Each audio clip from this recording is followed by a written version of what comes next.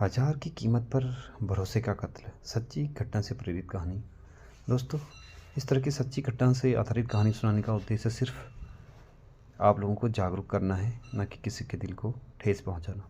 एक छोटे से कस्बे में रहने वाली सीमा की शादी को अभी ज़्यादा समय नहीं हुआ था। वह एक साधारण संस्कारी परिवार से थी। शादी के बाद उसने अपने सपने, उम्मीदें और भरोसे को अपने पति रमेश के हाथों में सौंप दिया था। सीमा को विश्वास था कि पति उसका सबसे बड़ा सहारा होगा, लेकिन रमेश के लिए शादी एक रिश्ता नहीं बल्कि कमाई का जरिया बन चुकी थी। गरीबी नहीं, लालच था वजह। रमेश अक्सर पैसे की तंगी का रोता था। वह सीमा पर दबाव डालता कि वह कुछ काम करे जिससे घर में पैसे आए। सीमा ने कई बार मना किया, समझाया कि इज्जत पैसे से ज़्यादा कीमती होती है, लेकिन रमेश के कानों में जूं तक नहीं रेंगती। एक दिन रमेश ने सीमा से कहा, तुमसे मैं पैसे कमाऊंगा, नहीं तो घर नहीं चलेगा। सीमा को उसकी बात समझ नहीं आई, लेकिन डर जरूर लगने लगा। हजार में बेच दी गई।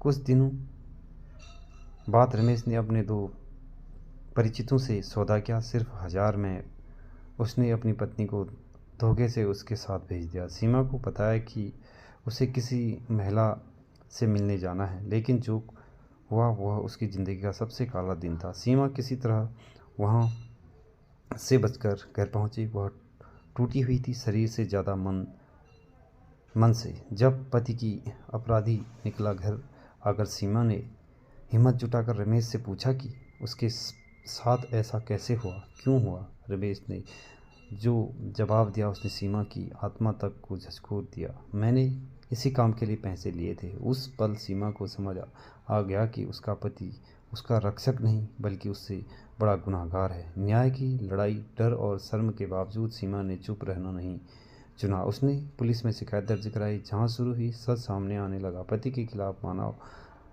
तस्करी और धोखाधड़ी का मामला दर्ज हुआ। दोषियों की तलाश शुरू हुई। समाज के सामने एक कड़वी सच्चाई आई। कभी कभी अपराधी घर के अंदर ही होता है।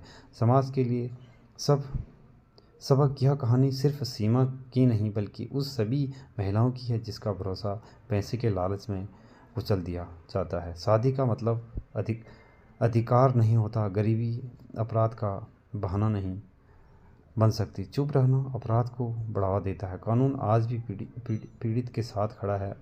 अंत नहीं, नई शुरुआत। सीमा आज भी अपने जख्मों के साथ जी रही है, लेकिन उसने हार नहीं मानी। उसकी आवाज़ कई और औरतों के लिए हिम्मत बन गई, क्योंकि